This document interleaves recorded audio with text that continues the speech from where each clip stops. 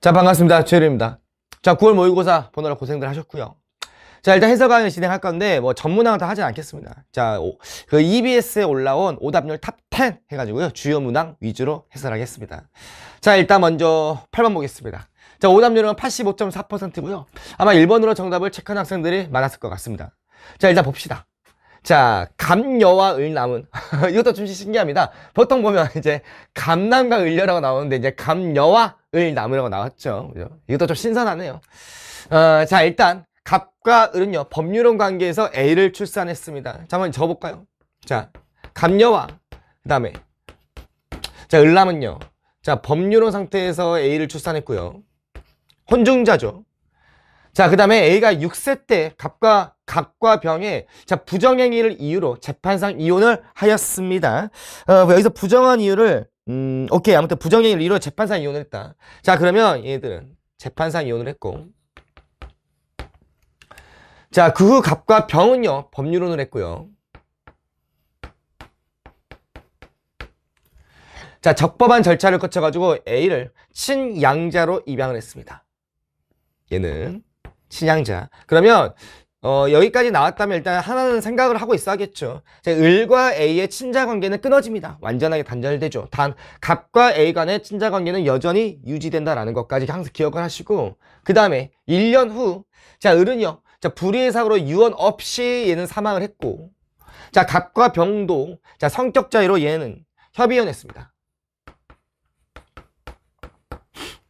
자, 협의이혼 당시 자, 갑과 병은 A의 양육권 및 친권을 갑이 단독으로 가진 것으로 합의했습니다. 자, 갑과 이혼한 병은요 자, 정과 만나 법률혼을 하고, 자, 병과 정은요 자, 지인의 자녀 B를 적법한 절차를 거쳐가지고 입양했답니다. 근데 여기서 이 입양이 친양자 입양인지 일반 입양인지는 모르겠지만 여기 보니까 자녀 B가 19세이죠. 자, 친양자 입양은 미성년자만 입양이 가능합니다. 근데 19세는 성년자니까 일반 입양했음을 알 수 있습니다. 그래서 자, 얘와 얘는 자녀 B를 입양했습니다. 일반 입양이죠. 얘는 일반 입양이고 이 친구는 19세입니다. 자, 일단 1번 볼게요. 자, 갑과 을의 이혼 당시에 A에 대한 양육자입니다. 여기서 보면은 아까 이혼을 했을 때 자, 친권과 양육권 및 친권을 갑이 단독으로 가지는 것으로 합의했단 말이야. 그지? 그런데 여기서 자, 양육자는 자, 원칙적으로 법원이 지정해야 한다는데 얘들아, 친권과 양육권은 완전하게 다른 것입니다. 친권과 양육권이요. 양육권은 우리 집에서 같이 살자. 이게 양육권이야. 양육자. 오케이, 이해됐니? 우리 집에서 같이 살자. 친권이라는 건요 단순한 거예요. 그냥 부모로서 자녀에게 가질 수 있는 권리와 여러 가지 의무들을 그냥 친권이라는 거야. 그래서 친권은 엄마가 가져도 되고 아빠가 가져도 되고 둘 다 가져도 되고 상관없단 말이야. 친권은 어차피 자녀가 성년에 도달하면 소멸되는 단순한 친권에 불과하단 말이야. 근데 양육권은요 우리 집에서 사는 거야. 우리 집에서 아빠 집 또는 엄마 집 이렇게. 이게 양육권이고 양육자인데, 그런데 이 양육자는 원칙적으로 법원이 선제적으로 지정하는 것이 아니라 먼저 부모가 협의를 해줘야 됩니다. 우리 집에 데리고 살래, 우리 집에 데리고 살래, 이렇게 협의를 해줘야 되는데, 협의가 안 되면 법원의 직권으로 정하게끔 돼 있습니다. 친권과 양육권은 완전하게 다른 것입니다, 얘들아. 친권과 양육권 달라요. 그래서 1번이 틀렸고요. 자, 그 다음에 2번. 자, 을의 사망 당시 A와 달리 갑은 을의 재산은 상속받을 수 없다는데요. 을이 사망했죠. 그러면 A도 병과 갑이 친양자 입양했기 때문에 A도 을의 재산은 상속받을 수 없고, 갑도 이혼했기 때문에 상속받을 수가 없습니다. 그래서 이거는 달리가 틀렸고. 3번. 자, 병의 A에 대한 면접 교섭권은요. 자, 법원으로부터 갑과 병의 이혼 의사 확인을 받은 때부터, 자, 보자. 이 갑과 병의 이혼은요 협의이혼이었습니다. 자, 협의이혼은 이혼 의사 확인을 받아줘야 됩니다, 법원에서. 하지만 이혼 의사 확인을 받았더라도 아직 이혼이 된 게 아닙니다. 안 됩니다. 바로 해당 관청에 가가지고 이혼 신고를 해야만 이혼의 효력이 발생하기 때문에 효력이 발생하기 때문에 그래서 아직 이혼 의사 확인을 받았더라도 아직 이혼된 게 아닙니다. 법적으로 안 됩니다. 신고를 해줘야 합니다. 그래서 이혼 의사 확인을 받은 때부터 인정되는 것이 아니라 이혼 의사 확인 받고 이혼 신고를 해야만 이혼이 된 것이고 그때부터 면접 교섭권이 발생하는 것이다 라고 보셔야 되고, 그 다음에 4번. 자, 얘들아, 가령 1번으로 혹시 친권과 양육권을 혼동해가지고 1번으로 체크를 했을 수도 있어. 근데 2번도 틀렸고 3번도 틀렸단 말이야. 근데 4번을 봐도 너무 정답이고 기존의 평가에서 자주 나왔던 워딩이란 말이야. 잡아. 자, 병과 정의 법률론은, 자, 예와 예의 법률론 있잖아. 법률론을 통해서, 자, 정 어디 있니? 자, 정은 병과 정의 법률, 정은 A의 친족이다라 했단 말이야. 자, 보면 이 A에 보자. A의 아빠가 누구니? A의 아빠는 병이야. A의 아빠는 병입니다. A의 엄마, A의 아빠야. A의 아빠의 배우자잖아. 아빠의 배우자란 말이야. 아빠의 배우자면 친족이지. 아빠의 배우자면 친족이란 말이야. 친족. 그래서 얘들아, 이게 원래 친족이라는 게 배우자 또는 팔촌이네 혈족 또는 사촌이네 인척이란 말이야. 근데 너희도 알다시피 무슨 팔촌 사촌까지 안 나오잖아. 해봤자 부모자녀 아니니, 그지? 그래서 그냥 연결되는 거면 전부 다 친족이라고 생각하면 편하다고 내가 선생님 누차 말했잖아. 연결되는 거면 친족이란 말이야. 연결되면 친족이란 말이야. 오케이. 다시 아빠의 와이프, 친족, 물론, 잘 봐, 물론. 이 A의 엄마라고는 할 순 없지. 왜? 얘가 엄마가 되려면 정이 A를 따로 입양을 해줘야 돼. 즉, 친자 관계는 이어지지 않아. 즉, 부모 자식 간의 관계는 사실 아니야. 그치? 하지만, 아빠의 와이프니까 친자 관계는 아니야. 엄마는 아니지만, 친족, 알겠니? 자, 그래서 4번이 정답입니다. 자, 그 다음 5번. 자, 입양된 자녀 B에 대한, 자, 이쪽이죠. 입양된 자녀 B에 대한 친권을 병과 정이 공동으로 행사한다. 이거는 잘 넘어가지 않겠지, 얘들아. 친권은 자녀가 미성년자여야만 합니다. 그런데 자녀 B는요. 자녀 B는 19세니까 친권이 발생하진 않습니다. 그래서 5번도 틀렸고요. 자, 고생하셨습니다. 좋습니다. 자, 10번 보겠습니다. 자, 조약과 국제관습법 중 하나이고요. 오답률은 41.4%입니다. 아직까지 6단원을 다 완강하지 못한 학생들이 있었을까요? 아무튼 좀 약간 아이러니합니다. 자, 일단 제시문을 좀 읽어볼 건데, 자, A와 B 가운데 무엇을 적용해 대륙분 경계를 확정할 것인지를 자 고민을 하고 있는데요. 일단 자 A가 뭔지 모르겠지만 자 A를 우선시하는 국가들은요 협약에 따라서 경계를 설정해야 된다라고 했습니다. 반면 자 B는요 B를 우선하는 국가들은요 자 장기간의 반복적 관행을 통해서 역사적으로 승인된 거 이제 법적 확신이라고도 할 수가 있습니다. 국제관습법은 반복적 관행과 법적 확신이 있어야 비로소 국제관습법에 됩니다. 관습법이 됩니다. 그래서 A가 조약이고 B가 국제관습법임을 알 수가 있는데 가령 이 조약과 국제관습법을 설령 가령 못 찾았더라도 사실은 해결이 가능합니다. 기니디리를 보자. 몰랐어도 선생님이 A 조약 B 관습법 안 쓸게. 안 쓰더라도 괜찮아요. 봐봐. 자 국가뿐 아니라 국제기구도 체결 당사자가 될 수 있다. 이거는 조약과 관련된 것인데 자 조약은 국가도 당사국이 될 수 있고 국제기구도 당사국이 될 수 있거든. 그렇지 않니? 그렇지? 그래서 기억은 만약 A가 조약이라면 맞겠지. 일단은 맞았다고 체크 한번 해봐. 자, 우리나라에서는 대통령이 체결 비준한 A. 우리나라에선 대통령이 체결 비준한 A, 체결 비준한다면 국내법과 동등한 효력이 있고 그것은 바로 법률과 동등한 효력이 있지 않니? 그지? 그런데 보다 헌법이 더 당연히 헌법이 우위에 있지. 당연히 모든 법보다 전부 다 헌법이 우위에 있습니다. 모든 법보다 헌법이 우위에 있어요. 그래서 이것도 뭐 당연히 맞을 것이고. 그 다음에 야 여기서는 조약과 국제관습법 중 하나라 했잖아. 신의 성실의 원칙, 권리남용 금지 원칙 이거 둘 다 법의 일반 원칙 이것도 법의 일반 원칙이니까 이것을 그냥 날려도 괜찮아. 자 B도 국제사회에서는 포괄적 구속력을 가지겠지. 그럼 둘 중에는 관습법이겠대. 관습법은 포괄적 구속력을 가지고 있으니까.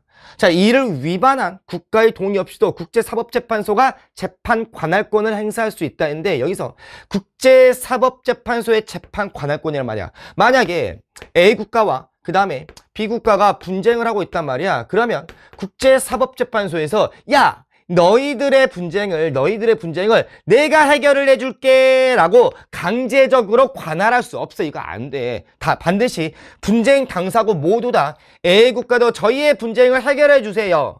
얘도 저희의 분쟁을 해결 좀 해주시면 안 돼요? 라고 분쟁 당사국 모두 다 요청을 해야만 국제사법재판소에서 재판이 개시가 됩니다. 알겠지?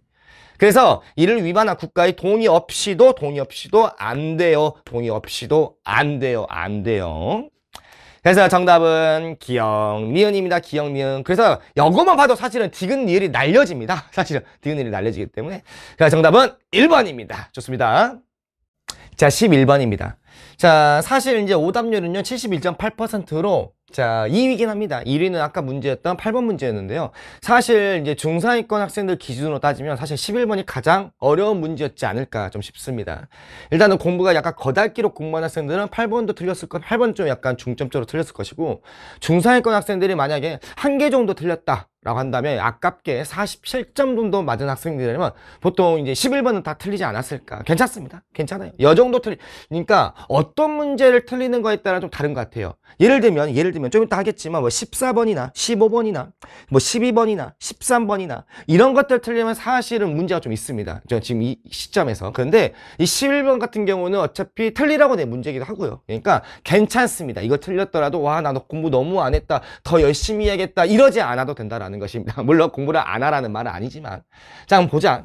자, 민법의 기본원칙 A에 대한 설명으로 옳은 것은 이라 했고, 일단은 3점 배치를 했습니다. 그 이유가 있겠죠. 왜? 사실은 이 민법의 원칙 문제는 서비스 문제거든요. 그죠? 근데 3점으로 설정을 해놨고, 자, 일단 항공사들은 2008년 약관을 개정했습니다.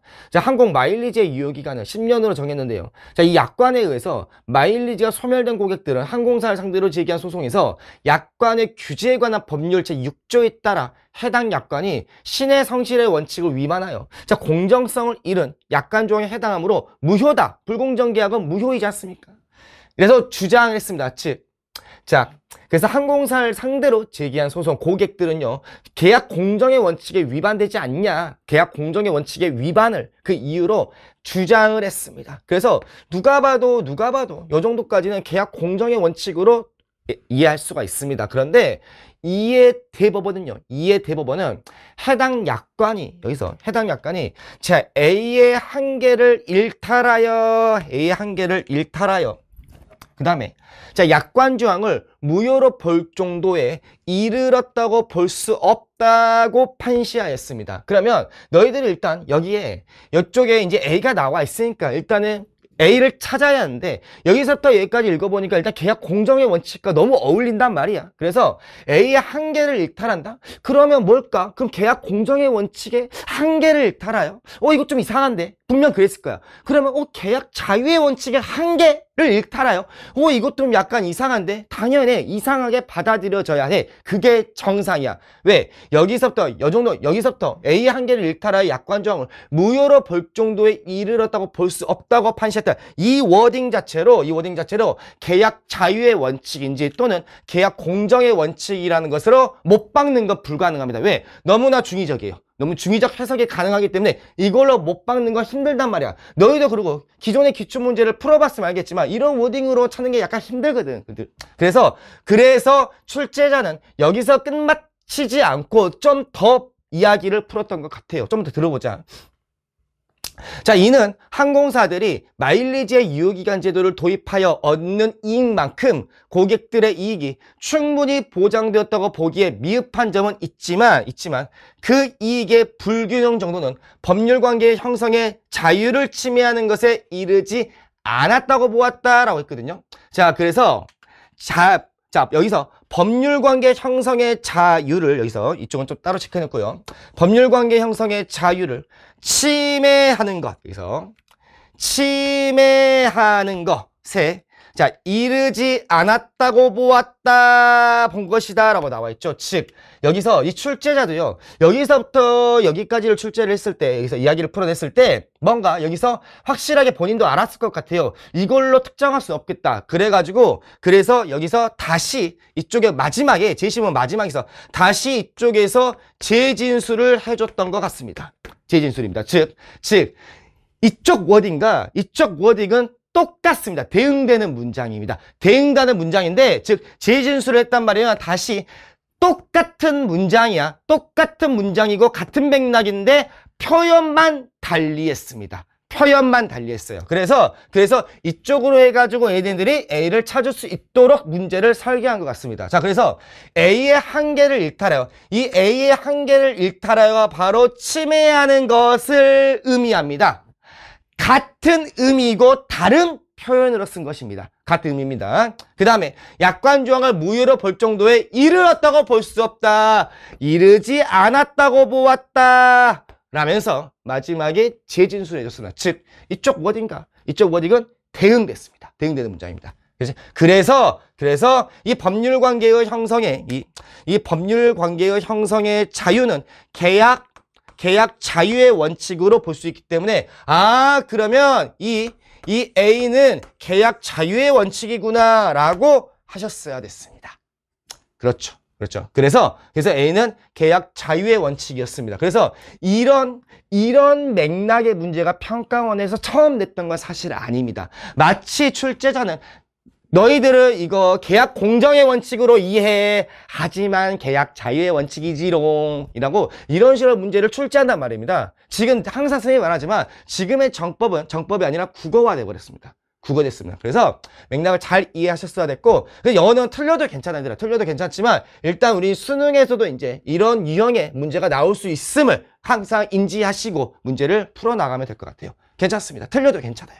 이거 틀렸다고 제가 자책하고 막 그럴 필요가 없습니다. 어차피 리허설에 불과합니다. 괜찮습니다.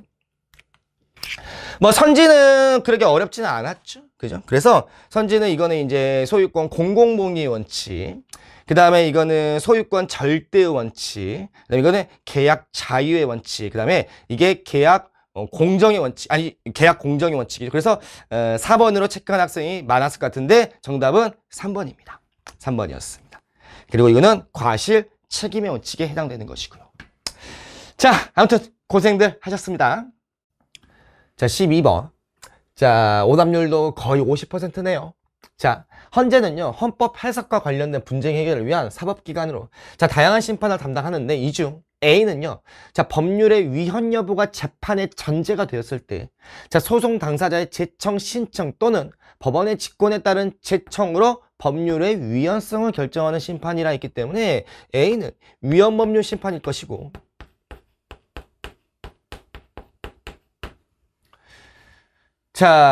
근데 이 B는요, 법원이 소송 당사자의 A 재청 신청을 받아들이지 않아 소송 당사자가 헌법재판소에 직접 청구하는 심판입니다. 그럼 위법심이 기각됐을 때 할 수 있는 건 이에 대한 후속 조치로 위심사 헌소를 할 수가 있겠지.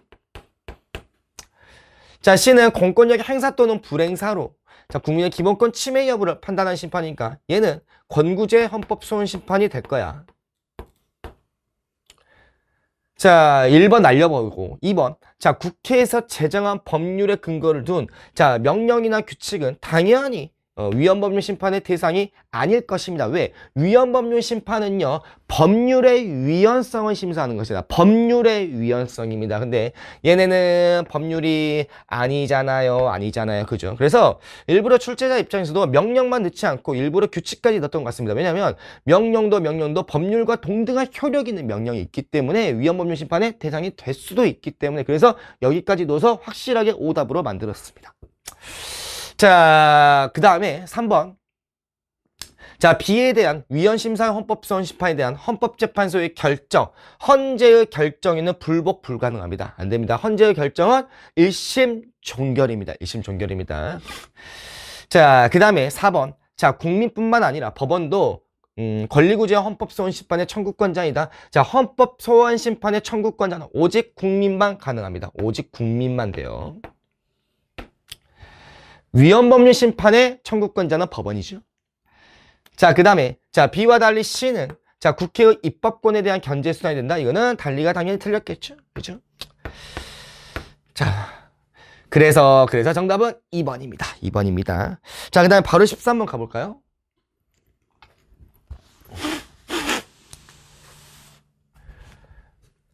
땡땡 회사 감사팀은요, 자, 재무팀 소송 직원 갑이 자, 수차례 회사에 공금을 몰래 빼돌린 사실을 적발하여 갑을 횡령 혐의로 경찰에 고소했습니다. 그래서 피해자가 직접 수사기관에 고소를 했네.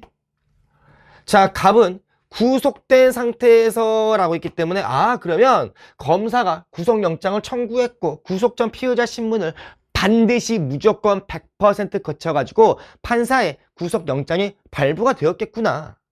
경찰이 수사를 받았고 범죄 혐의를 확인한 검사는 자, 갑을 횡령죄로 기소했어. 자, 1심 법원은요, 갑에게 징역 1년에 집행유예 2년을 선고했고요. 그 다음에 갑과 검사, 즉 재판 당사자죠. 이 갑과 검사.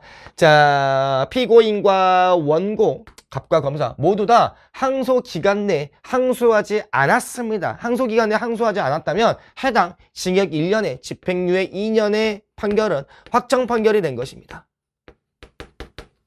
재판 당사자 모두 다 항소를 포기했기 때문에, 항소를 하지 않았기 때문에. 자, 그러면 근데 만약에 이 중에서 갑이 항소를 포기했더라도 확정 판결인 건 모릅니다. 왜냐하면 검사의 항소 가능성이 열려 있으니까. 반대로 자, 검사가 항소를 포기했다고 하더라도 확정 판결인지는 모릅니다. 왜? 피고인의 항소 가능성이 열려 있으니까. 그거 항상 조심하시고. 1번. 자, 검사는요, 갑의 구속에 대해서 구속 적부심을 청구할 수 있다 했는데, 자, 구속 적부심은 피해자 측이 청구하는 것입니다. 검사가 하지 않아요. 말이 안 되겠죠. 검사가 영장 청구해가지고 근데 구속의 적법성, 필요성 다시 심사해 주세요라고 청구하면 말이 안 됩니다. 2번. 자, 피해자나 피고인은요, 수사 절차 또는 공판 절차에서 언제든지 불리한 진술을 거부하는 게 가능합니다. 수사 절차에서도 가능해요. 자, 기소 이전이면 수사 단계를 말하는 것이죠. 그 다음에 3번. 자, 1심 법원은요, 갑에게 자, 유예 기간 동안, 자, 2년이죠. 자, 법원이 설정한 2년 동안 자, 범죄를 저지르지 않으면 자, 공소 제기가 없었던 것으로 간주되는 판결을 하였다가 아니라 형 선고의 효력이 상실된다라고 봐줘야겠죠. 4번. 자, 땡땡 회사는요, 자, 갑을 상대로 한 별도의 민사재판에서 배상명령을 신청할 수 있다 했는데, 자, 배상명령을 신청할 수 있는 재판은 형사재판입니다. 형사재판에서 민사적 손해배상 명령을 청구할 수 있는 것입니다. 아니에요. 그 다음에 5번. 자, 갑은 1심 법원의 판결을 근거로 국가의 형사보상을 청구할 수 없다. 당연하지, 얘들아. 왜냐면 자, 형사보상의 청구 요건이 있습니다. 청구 요건. 일단 먼저 구금이 하루라도 된 적이 있어야만 합니다. 그리고 플러스 그 다음에 무죄가 나와줘야 됩니다. 그래도 틀렸지롱. 무죄가 확정되어야만 합니다. 무죄 확정되어야 됩니다. 그래서 얘는 구속된 상태이기 때문에 구금이 된 적은 있겠지. 하지만 무죄가 아니라 유죄가 확정됐네요. 유죄가 확정. 나쁜 새끼. 형사보상은 억울한 옥살이를 냈을 때 그 일수만큼 돈으로 보상받는 것이 바로 형사보상입니다. 그래서 구금과 무죄가 확정되어야 되는데 얘는 무죄가 확정된 게 아니라 유죄가 확정됐기 때문에 당연히 형사보상을 청구할 수가 없습니다. 그래서 정답은 5번이었습니다. 오케이, 좋습니다. 자, 14, 15번 세트 문제입니다. 자, 험악하게 생겼는데 생각보다 쉽고요. 그 다음에 선거구와 정부 형태가 콜라보된 것입니다. 자, 일단 보자. 자, 갑구과 을구 모두 다 의회 전체 의석수는 30석입니다. 30석이고 자, 각국 유권자들은 각각 지역구 의원 선출을 위해 후보자의 한 표, 비례대표 의원 선출을 위해 정당의 한 표를 행사한다. T시기 갑국과 을국 모두 비례대표 의원 선거는 전국을 하나의 선거구로 하여 어쩌고 저쩌고 병립형으로 해줄게요 라는 말이죠. 자, 각국과 을국 모두 다 각, 자, 10개의 선거구입니다. 선거구는 10개입니다. 갑과 을국 모두 다 10개의 선거구에서 지역구 의원을 득표순으로 선출합니다. 자, 선거구별로 선출되는 지역구 의원 수는 각 국가 내에서 동일하고요. 자, T+1식의 각 국가 을국 모두 의회 전체 의석수와 비례대표 의원 선출 방식은 그대로 유지하되 의회 의원 선거제도를 개편하겠다라는 것이죠. 자, 그러면 이거는 자, 일단 개편안인데 일단 먼저 자, 하나씩 해보자. 일단 먼저 자, 먼저 T식이죠. 갑국과 을국이고요. 자, 한번 적어볼게, 얘들아. 자, 갑국과 을국이고, 그 다음에, 자, T식이야. 자, T식이, 자, 지역구 의원과, 그 다음에 비례대표 의원이 있을 것이고, 각 정당이죠. 자, A정당, 그 다음에 B정당, C정당, 그 다음에 을국에, 자, X, Y, Z까지 해봅시다. 자, 일단 보면, 지역구는 그대로 써볼까요? 14, 6이지, 14, 6. 순서대로. 14, 6이고. 자, 그 다음에 을국은요, 5, 3입니다. 5, 3, 2. 5, 3, 2. 자, 그럼 여기서 알 수 있듯이 전체, 갑국은 T식의 전체 의석수가 30석인데 지역구 석수가 20석임을 알 수 있네. 그럼 여기서 하나 더 알 수 있는 건, 선거구가 10개라고 했는데 지역구 석수가 20석이네. 한 선거구당 2명씩 뽑네. 그래서 T식의 갑국은 중선거구 제도구나 라는 것을 알 수가 있고요.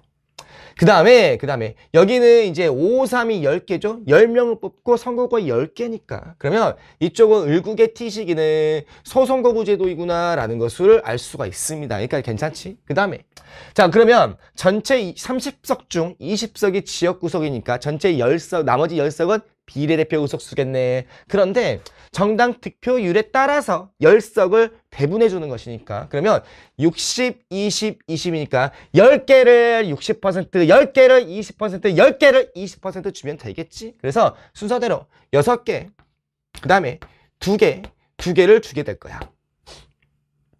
자, 이쪽도 볼까? 이쪽은 이제 20석을 40%, 50%, 10% 주면 되겠지? 자, 그러면 이쪽 순서대로 그러면 8개, 그 다음에 10개, 2개를 주게 될 거야. 여기까지 괜찮지, 얘들아? 괜찮지? 자, 그 다음에, 자, 개편 한번 보자. 자, 갑국의 경우 비례대표 의석수를 2배로 늘리겠대. 그러면 갑국은 기존에 비례대표의 의석수가 10석이었는데 2배로 늘리겠다 했으니 20석으로 늘리겠습니다. 늘어난 비례대표 의석수만큼 지역구 석수를 축소하겠습니다 이렇게 했기 때문에, 그러면 지역구 석수는 기존의 20석에서 10석으로 축소할게요 라는 말이지. 그 다음에 을국의 경우는 의회 의원 전체를요 비례대표 의원 선거만으로 선출하겠답니다. 자, 그러면 자, 일단 개편안을 봅시다. 자, 개편안 볼 건데, 그런데 이 갑국 볼게. 갑국에 T식이 대비 T 플러스 1식이 지역구 의석수에 B가 나와 있네. 사회문화를 하는 학생들은 대비 앞에 분모라고 알 건데, 사회문화를 다른 사회도 사회문화 하지 않는 학생들은 약간 좀 헷갈렸을 것 같아요. 이게 뭔 소리야 라고 할 수도 있었을 것 같은데, 대비 앞을 분모로 놓으면 됩니다. 대비 앞을 분모로 두면 돼요. 그래서 T시기분의 T 플러스 1시기의 B다라고 생각하셔도 괜찮습니다. 자, 그러면 보자. 그러면 T시기 대비 T 플러스 1시기 지역구 의석수의 B야. 지역구 의석수의 B야. 자, 그러면 지역구 의석수가 T시기는 10석이잖아. 10석이잖아. 자, 여기서 일단 적어놓자. T 플러스 1시기 지역구 의석수 비례대표 의석수야. 그러면 자, 2분의 1이야. 자, 엄청 쉽게 설명해 줄게. 봐봐. 자, T시기 대비 T 플러스 1시기야. T시기 대비 T 플러스 1시기. 일단 자, 현행은 지역구 의석수가 10이잖아. 10분의 네모칸이야. 근데 이게 2분의 1이래. 2분의 1이래. 10분의 A는 2분의 1이래. 이 네모는 뭘까, 얘들아? 그렇지. 너희들은 정말 괜찮은 것 같아. 이거는 5가 되는 거야. 맞지? 그래서 그러면 이쪽은 5가 되는 것입니다. 근데 이거 어렵지 않지? 괜찮지? 쫄 필요가 없단 말이야. 괜찮아. 하나만 더 해볼까? 자, 하나만 더 해보자. 자, 이쪽도 2분의 1이래. 2분의 1. 자, 이쪽은 4네. T시기는 4지. 그러면 4분의 네모가 2분의 1이래. 여기는 몇일까, 얘들아? 그렇지. 이쪽은 2가 되는 거야. 2가 되는 거야. 그래서 얘는 2가 될 거야. 2가 될 거야. 여기는 할 필요가 없겠지. 아까 지역구 수가 감축됐잖아. 지역구 수가 10석 감축됐잖아. 그럼 여기는 당연히 3이겠지. 그래도 한 번만 더 해볼까? 한 번만 더 해볼까? 재밌네요. 한 번만 더 해볼까? 자, 이쪽은 6이야. 그러면 자, 6분의 네모인데 이거는 2분의 1이래. 이거는 3이겠네. 그렇지. 괜찮지, 괜찮지. 하는 저도 웃겨 죽겠습니다. 웃겨 죽겠어요. 자, 오케이. 요렇게 하면 됩니다. 자, 여기는 그리고 아까 을국 같은 경우는 을국은요. 전체를 비례대표 의원으로 한다고 했으니까 지역구 석수는 당연히 없을 거야. 당연히 없을 거야. 자, 그 다음에 이쪽도 볼까? 자, 비례대표 의석수네. 자, T시기 대비 T 플러스 1시기 비례대표 의석수에 비하. 이쪽은 2분의 3이네. 2분의 3이야. 자, 이쪽은 6이잖아. 6이지. 그러면 6분의 네모야. 6분의 네모는 2분의 3이래. 이쪽은 몇일까? 선생님 이것도 어려운데요. 뭐가 어렵니? 3만 곱해주면 되잖아. 이쪽은 9가 되는 거야.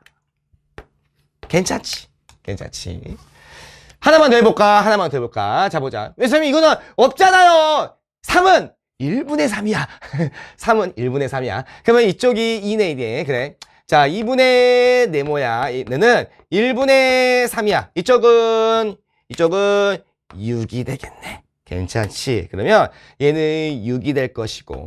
그러면 이제 어차피 전체 의석수가 20이니까, 비례대표 의석수가 전체가 20석이니까, 이거 안 해도 괜찮잖아. 그냥 바로 5 꽂아버리면 되는 거 아니니?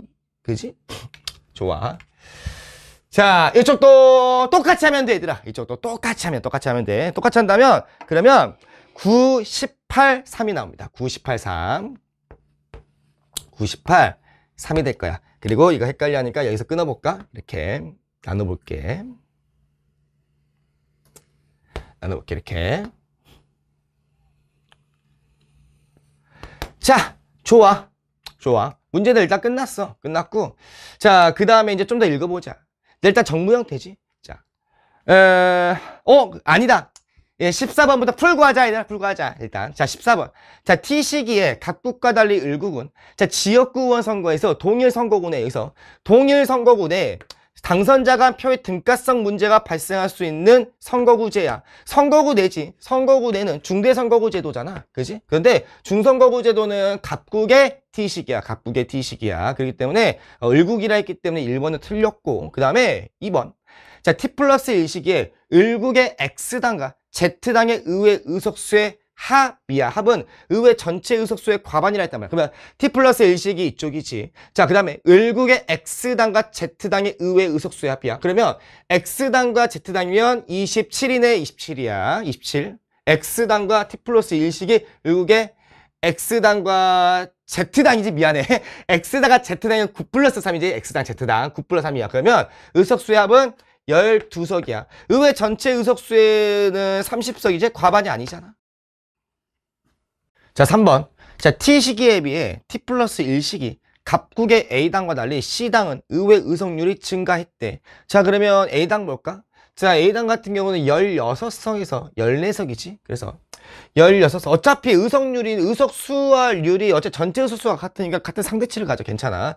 16석에서 14석으로 됐고, 그 다음에 C당 같은 경우는 8석, 8에서 8로 갔기 때문에 안 됐다라고 볼 수 있지. 증가는 아닙니다. 그 다음에 4번. T시기에 비해 T 플러스 1시기에 을극의 의회 의원의 지역 대표성이 강화됐다 했는데, 자, T시기에 비해 T 플러스 시기야. 을국 같은 경우는 지금 현재 지역 대표성이 강화됐다는데, 보자. 여기는 있냐? 지역구 석수와 비례대표 의석수란 말이야. 즉, 이 T시기는요, 지역구 의원 선거도 있지. 근데 이쪽은 완전하게 비례대표로 해버립니다. 완전 전체 의석수 30석을 비례대표로 뽑아버리잖아. 그래서 지역 대표성이 강화됐다고 볼 수가 없겠지? 그지? 지역구 석수, 지역구 의원 선거가 완전 빠져버렸는데, 그지? 지역 대표성이 강하는 건 비례대표보다는 지역구 의원 선거입니다. 지역구 의원 선거. 자, 그 다음에 T 플러스 1시기. 자, 을국의 Y당의 의석수야. 자, Y당의 의석수는 18석이겠네. 자, 18석이고요. 자, T시기 갑국 B당의 의석수는 6석입니다. 자, 3배입니다. 그래서 정답은 5번이 되었습니다.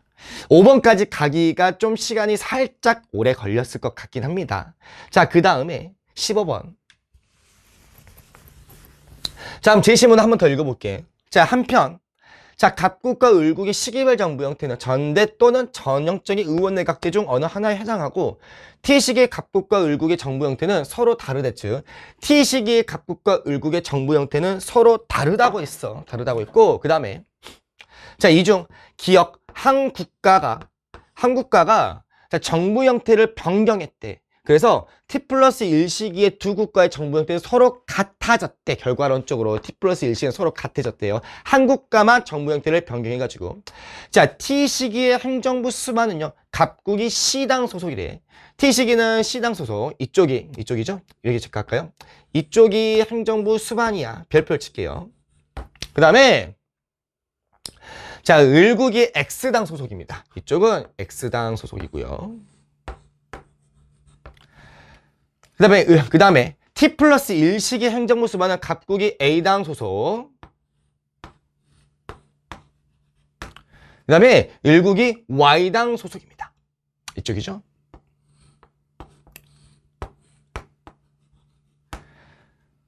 자, 그래서 T+1 시기 각국 을국의 의회원 선거 결과를 분석할 것이다 했지. 그러면 항상 말했잖아.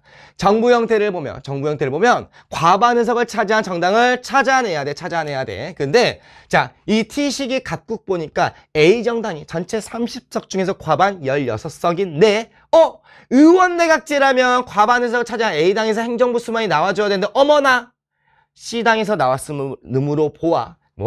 이쪽은 전형적인 대통령제구나라는 것으로 특정하는 게 가능합니다. 이쪽은 대통령제야. 그리고 아까 T식의 각국과 을국의 정부 형태는 서로 다르다고 했으니 이쪽은 의원 내각제가 됩니다. 자, 그냥 정부 형태가 이 중에서 하나가 변경돼서 결과는 저 두 개가 같아진다 했는데, 그런데 여기도 Y국이 T+1 시기 을국에 자, Y국이 과반에서 차지했는데 행정부 수반도 일치하니까 이거는 특정 불가합니다. 단정할 수가 없고요. 이쪽도 마찬가지입니다. 모릅니다. 그래서 선지 좀 봐줘야 될 것 같아요. 자, 기억. 자, T 시기의 을국의 행정부는요. 의회에 대해 정책 책임을 진다. 의원 내각제니까 정책 책임이 지겠네. 괜찮아요. 니은. 자, 기억이 각국이라면 이랬습니다. 한 국가가 정부 형태를 변경했다 했지. 그러면 자, 기억이 각국이라면 이쪽이 대통령제가 변경됐으니까 이쪽이 의원 내각제라는 말이겠네. 그러면 여기는 같다라고 했잖아. 결과론적으로 T+1 시기는 같아진다 했으니 이쪽도 의원 내각제가 되는 거야. 그러면 자, T+1 시기 을국에서는 이쪽이죠. 을국에서는 단독 내각이 구성된다. 맞지? Y국이 과반 의석을 차지했으니까 단독 내각이 수립될 거야. 오케이. 자, 그 다음에 이번에는 자, 기억이 을국이라면 했단 말이야. 기억이 을국이라면 이제 여기가 대통령제가 되겠지. 그러면 이쪽은 대통령제일 것이고, 그러면 을국의 행정부 수반이 제출한 법률안이 여기서 처벌해야 돼. 항상 여기서 처벌해야 돼. 안 돼. 자, 을국은 대통령제야. 대통령제는 행정부 수반이 제출한 법률안이 있을 수가 없어. 이거는 우리가 너무 자주 했고 평가원이 너무 계속 나왔던 거야. 안 돼. 여기서 그냥 처벌해야 돼. 여기서 가능성의 높낮음을 판단하는 건 안 돼. 안 돼. 여기까지 가면 안 돼, 얘들아. 여기서 끝내줘야 돼. 자, 그 다음에 지워버리고. 자, T+1 시기 각국의 국가 원수와 행정부 수반이 동일인이라면 이거 대통령제 말하는 거잖아. 그러면 자, 여기 T+1 각국이지. 이쪽에 보면 대통령제라면 그러면 여기도 대통령제라는 말이겠지. 그러면 T 시기와 T+1 시기 모두 다 을국의 의회는 내각 불신이권 간다. 대통령제인데 아니야. 그래서 이것도 틀렸고 정답은 1번이었습니다. 좋습니다. 자, 16번. 자, 법원은요, 가불의 행위에 대해서 다음과 같은 근거로 범죄 성립 요건 중 어느 하나가 갖춰지지 않아 무죄라고 판단했습니다. 자신의 차를 부수고 도망가는 행인의 멱살을 잡고 흔들어 전치 2주의 상해를 입힌 갑의 행위는 정당한 권리 보호를 위한 경미한 접촉이며 사회상규에 위배되지 않음. 자, 얘들아, 이것으로 일단은 당연히 위법성이 조각되는 거겠네라는 거 당연히 찾아야 돼. 이건 당연한 건데 이거 정당방위 아니에요라고 할 수 있단 말이야. 그런데 아니야. 이미 출제자는요 못을 박았어요. 사회상규에 위배되지 않음이라 했잖아. 자, 사회상규에 위배되지 않음은 정당행위입니다. 정당행위. 그래서 첫 번째는요, 정당 행위로서 위법성이 조각됐음을 알 수가 있고, 두 번째, 자, 보니까요. 사물을 판별하고 의사를 결정할 능력이 미약이 아니죠. 없는 상태. 이게 바로 사물 심신장애로 사물을 변별하고 의사를 결정할 능력이 없는 상태. 얘를 뭐라고 하냐면 심신상실자라고 하지. 심신상실자는요. 책임이 조각됩니다. 그래서 무죄가 됩니다. 자, 1번. 가배행위는 구속요건에 해당하죠. 가배행위는요. 해당하나 법질서 전체의 관점, 이거 위법성을 말하는 것이고 위배되지 않습니다. 위법성이 조각된단 말이면 구속요건에 충족이 되나 위법성이 조각된다라는 것이죠. 그래서 1번이 정답이고 2번. 자, 의뢰행위는 청구권의 실행물론 또는 현저한 실행곤란을 피하기 위한 상당한 이유가 있는 행위. 이거는 자구행위죠. 자구행위. 하지만 의뢰행위는 요겁니다. 요거 책임조각 사유죠. 책임조각 사유. 의리죠. 이쪽 의뢰행위는 책임조각 사유입니다. 아닙니다. 이거는 자구행위예요. 자, 여기서 각과 달리 의뢰행위는 법률로 정해놓은 범죄 행위의 유형. 여기서 법률로 정해놓은 범죄 행위의 유형. 이게 바로 구성요건을 말하는 거야. 구성요건을 말하는 것인데, 그런데 위조 책조다나. 위조는요, 구성요건에 해당이 되나 위법성이 조각되는 것이고, 책임조각사유는 구성요건 위법성이 충족되나 책임이 조각되는 거야. 그래서 둘 다 구성요건에 해당하는 것입니다. 그 다음에 4번. 자, 을과 달리 갑의 행위는 자신의 법익에 대한 현재의 위난을 피하기 위한 상당한 이유행위. 이거는 긴급 피난 말하는 것이죠. 긴급 피난. 하지만 갑은 정당 행위이고 법적 비난 가능성이 인정되나. 여기서 법적 비난 가능성이 인정되는 것은 이거 비난 가능성은 책임을 말하는 것입니다. 책임을 말하는 것입니다. 얘는 책임이 조각됐고요. 얘는 따져보지도 않아요. 따져보지도 않아요. 책임까지 가지도 않아요. 자, 그래서 정답은 1번이었고 그 다음에 17번 보자. 17번. 야, 이것도 왜 이렇게 오답률 높은지 모르겠어요. 정말 마음이 아픕니다. 마음이 아파요. 자, 일단 갑은요, 범죄소년, 을은 범죄소년, 병은 촉법소년. 난 얘가 제일 무서워요. 자, 갑을병이 함께 공부를 하던 중 같은 반 친구 정이 자리에 두고 간 최신 스마트폰을 발견했습니다. 자, 이 정은 피해자입니다. 이 정은요. 얘는 피해자. 갑을병은 함께 정의 스마트폰을 훔치기로 하고 갑이 스마트폰을 절도하는 동안 을과 병은 정이 들어온 지 망을 보았습니다. 자, 이후 어차피 다 같은 나쁜 놈. 이후 정이 피해 사실을 경찰에 신고했네. 고소했네. 경찰은 CCTV 확인 등의 수사를 통해 범죄 혐의를 확인했대. 자, 갑이 기소되면, 그렇지, 갑은 범죄 소년이니까, 자, 기소될 수 있겠지. 그러면, 자, 정도 형사재판의 당사자가 되는데, 이 정은 피해자입니다. 피해자야. 피해자는 형사재판의 당사자가 되지 않아, 얘들아. 형사재판의 당사자는요, 원고, 소송을 제기한 자와 그 다음에 피고인인데, 피고인은 나쁜 놈. 원고는 피해자 정 대신에 검사님이 싸워주는 것이야. 검사님. 피해자는 재판 당사자가 아니라 재판 밖에 있습니다. 재판 밖에 있어요. 그 다음에 니은. 자, 병과 달리 갑을은 모두 형벌 부과의 대상이 될 수 있다 했는데, 일단은 보자. 자, 갑입니다. 갑은 형벌 대상이 될 수 있지, 당연히. 범죄소년이잖아. 범죄소년이니까 당연히 되지. 하지만 촉법소년은 형벌은 받을 수 없지. 소년법상 보호처분은 받을 수 있지만. 그래서 니은은 괜찮아. 일단 문제가 디귿이었어, 얘들아. 갑을병 모두 다 소년법상 보호처분의 대상이 될 수 있단 말이야. 일단 범죄와 촉법이니까 가보자. 얘들아, 범죄소년과 촉법소년인데, 자, 범죄소년은 소년법상 보호처분 대상이 될 수 있니? 아, 그렇지. 당연히 얘도 소년법상 보호처분의 대상이 될 수 있어. 소년부 가면 되잖아. 얘는요, 얘도 당연히 소년법상 보호처분의 부과 대상이 돼. 단 범죄소년은 검사가 소년부로 송치하지. 소년부로 송치해서 보호처분의 대상이 될 수 있고, 촉법소년은 경찰서장이 소년부를 송치해서 보호처분 받을 수 있잖아. 즉 결과론적으로 이 가정법원 또는 일반법원 소년부에서 보호처분을 부과하는 것인데 둘 다 보호처분은 받을 수 있어. 단 소년부로 송치하는 주체만 다를 뿐이야.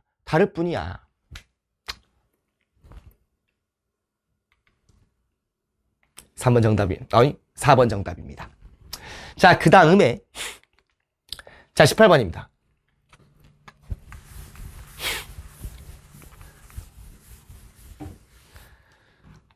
자, 볼까? 자, A회사 인사팀 소속이었던 근로자 갑이 있는데, 자, 회사 중요정보 외부 유출, 특정인 인사기록 카드 출력 및 보관, 업무상 상사 지시 미이행 등의 이유로 징계 처분을 받아서 얘는 갑은 해고당했어. 자, 갑은 이러한 해고 처분이 부당하다며 진호위에 구제 신청을 하였으나 기각되었대. 이에 갑은 적법한 절차를 거쳐 중노위에 재심을 신청했으나 얘도 기각되었대. 자, 그럼 정리를 해보자. 그러면 자, 갑은요, 저 부당해고 당한 것 같아요, 도와주세요 라고 진호위에다가 구제 신청을 했는데 진호위가 꺼져 이 새끼야, 아니야 라고 기각했다는 말입니다. 즉 지방노동위원회는 정당한 해고야 라고 판단을 한 것이겠지. 그러니까 갑이 너무 슬픈 거야. 그래서 다시 중노위에 재심을 신청했고요.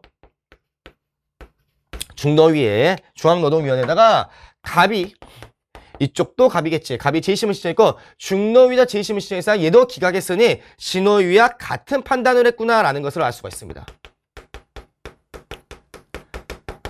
오케이. 그러면 갑 같은 경우는 자, 행정소송도 제기할 수가 있겠지.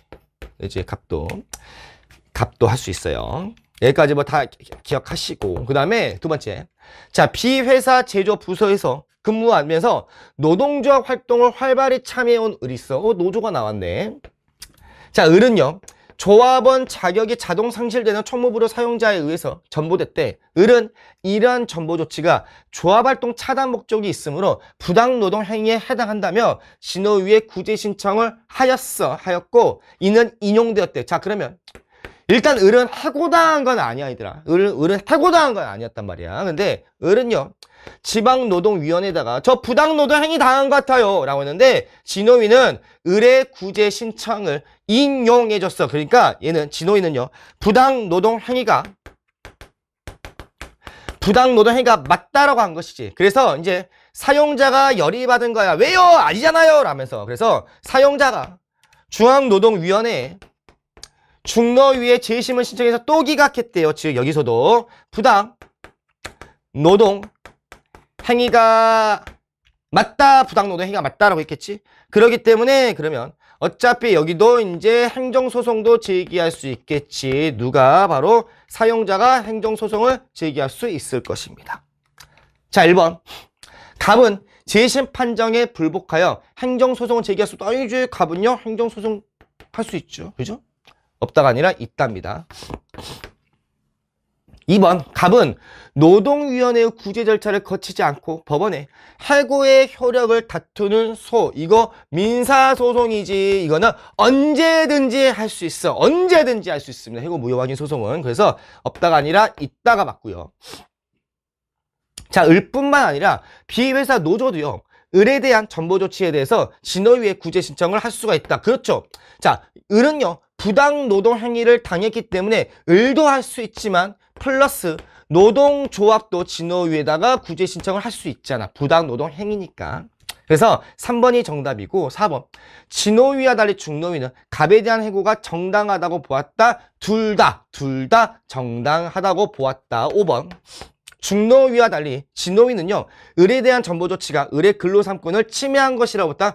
둘 다 침해한 것으로 보았습니다. 그래서 이것도 달리가 틀렸네. 오케이, 좋아. 그 다음에 19번 가볼까?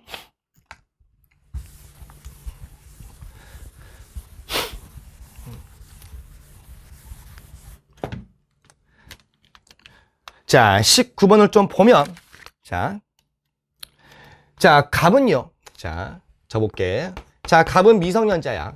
그의 법정 대리인으로부터 받은 용돈으로 중고 게임기를 구입하려고 중고 물품 직거래 사이트를 둘러보던 중 을이 작성한 자, 미개봉 게임기를 20만 원에 성년인 사람에게만 판매하겠습니다. 자, 을이 작성한 게임기를요 20만 원에 팔 건데요. 그 조건은요 성년인 사람에게만 판매하겠습니다 라고 게시물을 보았답니다. 즉 이거는 을의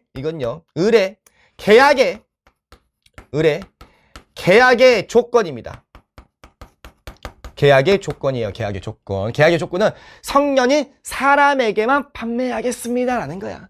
그러니까 이제 미성년자 얘가 본 거야. 돈은 있어. 20만 원은 있단 말이야. 그런데 왜 성인한테만 판다는 거야. 짜증나네. 그래가지고 당일 갑은요 법정대리인 동의 없이 을에게 나이를 20세로 위조한 신분증 사본을 첨부했어. 나이를 20세로 위조한 신분증 사본을 첨부해가지고 게임기를 20만 원에 구매하겠습니다. 저 성인이에요 라면서 했단 말이야. 문자 메시지를 보냈습니다.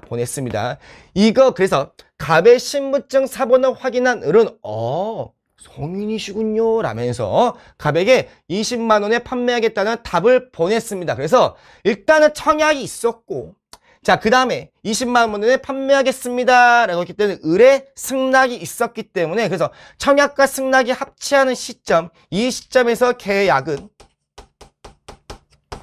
성립되었습니다. 자, 다음날 만나 용돈에서 20만 원을 을에게 지급하고 게임기를 건네받았습니다. 하지만 계약의 성립 시점은 승낙 시점이라는 거. 그런데 그날 오후에 을이 갑이 성년인 것처럼 여기서 그날 오후에 을은 갑이 성년인 것처럼 보이도록 사기를 쳐서 계약을 하였음을 알게 되었습니다. 즉 여기서 보면 이 워딩에서 성년인 것처럼 보이도록, 즉 이 친구는요 20만 원에 성년인 사람이 판매했다는 게시물을 보고 위조한 신분증 사본을 첨부해서 문자 메시지를 보냈답니다. 문자 메시지를 보냈어요.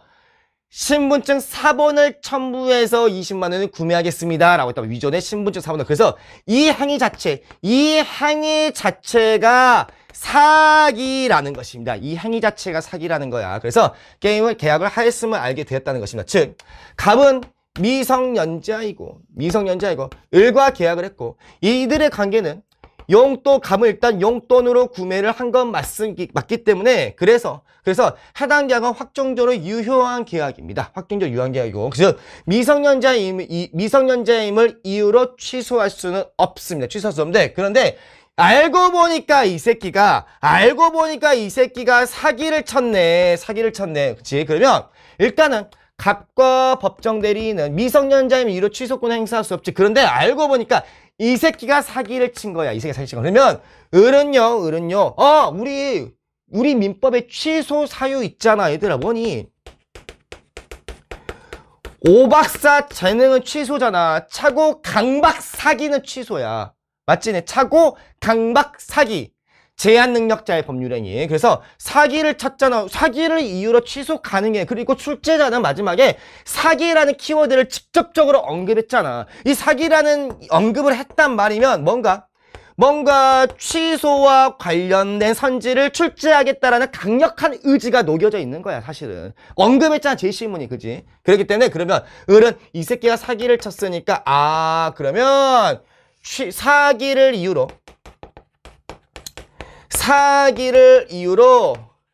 취소하겠습니다 라는 겁니다. 사기를 이유로 취소가 가능하다라는 말입니다. 가능하다란 말이야.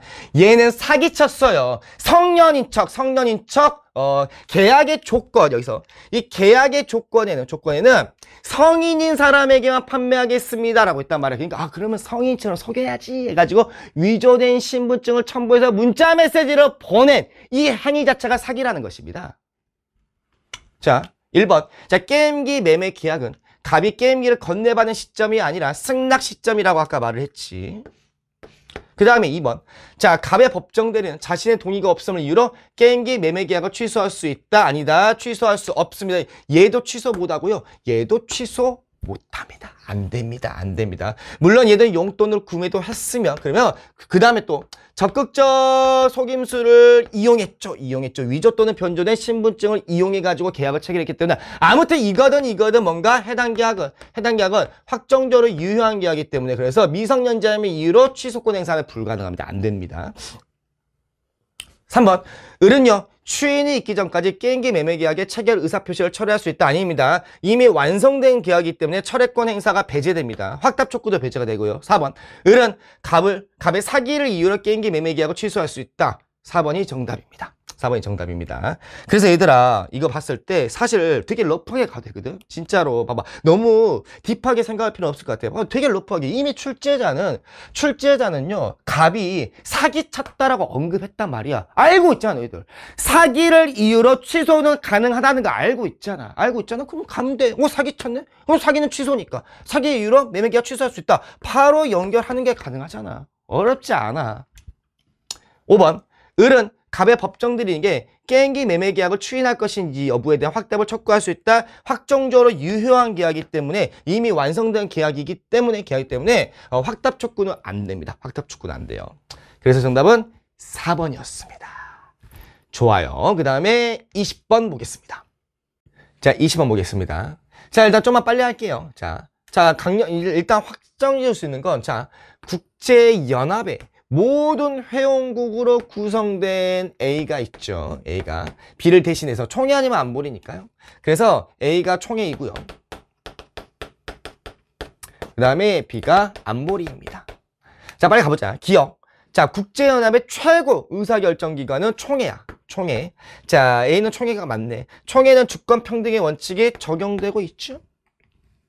니은. 자, 안보리죠. 절차상을 제외한 모든 실질사항에 대한 결정은요, 상임이사국 5개국의 전체 동의가 있어야만 가결됩니다. 한국가라도 반대표를 던지면 거부권이 인정되죠. 실질상. 절차상은 상임이사국의 거부권이 인정되지 않습니다. 미인정됩니다. 그래서 상임이사국이 실질사항과 관련된 반대표를 던지면 거부권이 인정돼가지고 부결됩니다. 하지만 절차상은 아닙니다. 인정되지 않습니다. 그래서 니은도 괜찮고. 자, B와 달리 A는 총회는요. 자, 국제평화와 안전유지를 위해 군사적 강제 조치를 할 수 있는 권한, 이거는 안보리가 가지는 것이고, 그 다음에 둘 다 국사제의 재판관을 선출할 수 있는 권한을 가지기 때문에 리을도 정답입니다. 그래서 5번 정답이었습니다. 아이고야, 9월 모의고사 보느라 너무 수고들 하셨습니다. 우리 수능까지 열심히 공부해가지고 전부 다 만점 받으십시다. 수고했습니다.